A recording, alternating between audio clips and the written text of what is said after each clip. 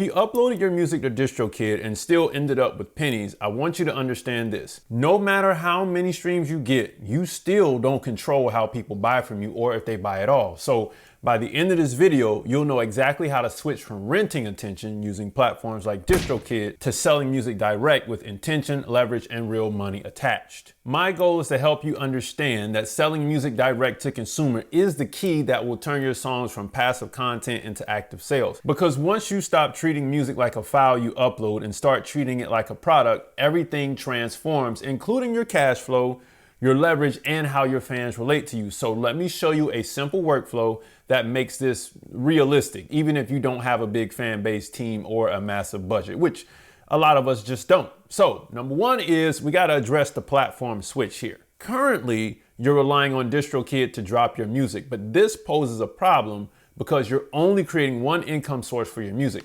However, if you desire more cash flow, you're going to have to up the ante, if you will, and create a more premium experience. And to do that, we're going to need to switch to platforms. So we want to switch the platform to a more professional option, or a community-focused platform, or a Web3 based solution. Now, if you plan on selling physical records or hard downloads, Shopify will be the go-to source, as it can be integrated with Spotify using their app Single XYZ later on. They also report sales to Billboard and Illuminate, which is a plus as well, so we need those. Now, if you plan on going the community-based route, Bandcamp will be a better option. Though it cannot be integrated with Spotify, it still allows you to sell physical albums and digital downloads. As well, Bandcamp is a niche community. There are tons of people who love to discover music on Bandcamp itself, so there is sort of a discovery algorithm built inside of the platform. Bandcamp sits in between Shopify and our next platform, which is Even.biz. Even.biz is the newest, hottest player on the block. Music lovers are becoming more familiar with the platform daily. The community is not necessarily the site itself, but it is based on your single page. Now, this site will allow you to build in extra additives and premium options into your sales pitch, but use this option if you plan to sell a large volume of digital additives. I'll say that like so. If you got a bunch of behind the scenes stuff or just anything digital focused, Even is going to be the go-to source for that. Even though you can sell, physical merch there, you want to use that for more of a digital approach. Now, we got to make a decision between one of the three.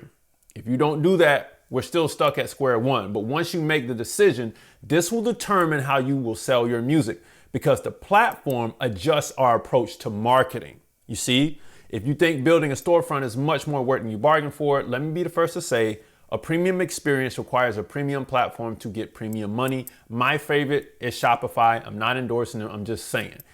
Now, we gotta address the product and its objective, because a lot of times you all don't know what y'all making. The challenge that stands in front of most musicians when it comes to direct to consumer is what to offer their fans. Offering digital downloads only for the sake of the digital download is the lowest hanging fruit, but it is also the worst hanging fruit, because it only sparks the interest of those people who just want to support. I love support dollars, but I don't just want that. So the key is to offer products that are derived from the culture that you've built with your fan base in a way that gives them a deeper experience into the music and you yourself, okay? Because this is going to acknowledge them. I'll talk about that word in a minute. So we want to create the right type of product. There are 4 product types: an emotional-based product, which is user to music itself; an education-based product, which is like video walkthroughs and explainers with the production crew and all of that; and then a utility product, something that people can use. Digital and physical products work here, wearable and non-wearable. And then we want a status type of product, something that gamifies the experience and is limited in supply and production. That one takes a little bit more skill to craft, but when you got it, you can make a lot of money with that one.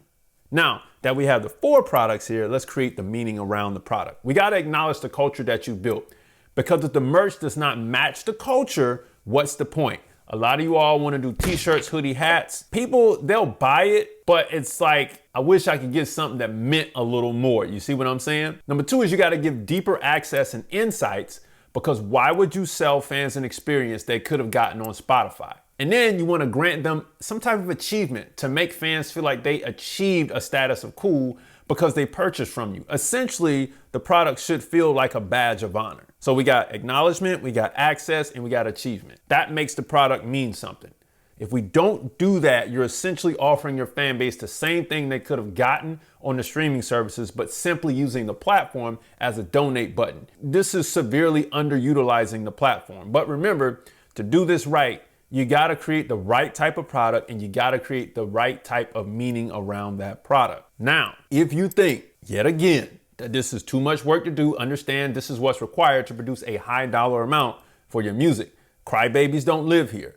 If you are stuck in the mode of, I don't know if I can do it, this ain't for you. Let's recap for a second. So far, we've covered the platform switch and the product and its objective. But this next part is where a lot of you guys are not gonna kind of get it. You're gonna miss the ball.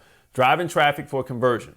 So stay with me. And side note, if you need a strong business foundation to run your record label with funding, I want you to grab my 60-day record label system, complete with my funding partners, to fund some of this merch and some of these things that you're gonna need to create.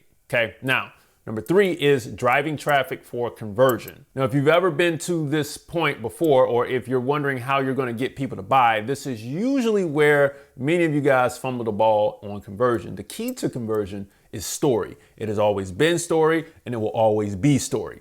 It's never gonna change. I need to get you to believe my story. So let's go into the moment. Let's create the moment. I want you to pick a release date. This will be your moment in time that you will build towards. Then I want you to make sure you give yourself 30 days or more before the moment to build proper anticipation. And then after the release date, retroactively revisit the story to create FOMO and drive remaining sales. You see what I'm saying? Now, the stories that you're going to need to show or tell will be this, and that's the key word, show or tell. Show or tell the story about you up to the moment and after the moment. Show the story in progress about the product itself. I'm gonna just use this water as a product itself 7 days out, or out this way, whichever way the cameras is, right? And then the 4 stories to tell are the origins, the causation, the self-doubt, and the roadblocks. Those are the stories that you tell up to the moment, after the moment, and about the product leading to the moment. If you don't tell the story in those 2 specific ways, your product will not move off the shelf. That story must be coupled with a moment that you crafted. Once you do these 2 things, your fans will be beating down the door to purchase because you built dopamine in their brain. If this is still too much, yet again, remember, you have the luxury of playing the content game.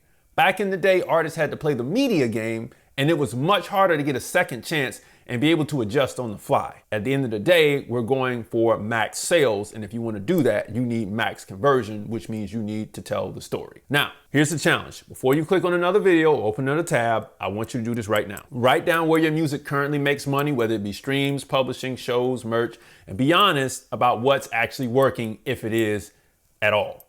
Then ask yourself this: if streaming disappeared tomorrow, what would my fans actually pay me for? You see what I'm saying? What would they pay me for? And then decide which lane you're committing to first: physical sales, merchandise, or premium digital products.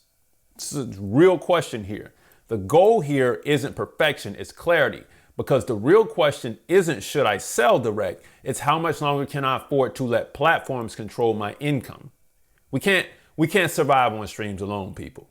Now, if you want help building this properly, book a strategy call with me or join our group strategy calls every Monday night at 7 p.m. Eastern Standard Time inside the Music Money Makers community. The link is beneath this video. Join today. Now, if you were thinking, what if I don't have enough fans? If you think you need thousands of fans to sell direct to, you don't. A small audience with a clear offer beats a big audience with no path to buy every single time, I promise you. What if my music isn't big enough for this? If you think your music has to be mainstream to sell, all you have to do is attach meaning, access, or utility to it. People don't buy size, they buy relevance. You see what I'm saying? What if this takes too much effort for me? You know what I mean? Like, if you think this is extra work, all you have to do is stop doing things that don't pay you, because that's taking all your energy, and then understand one well-built product beats a year of random posting.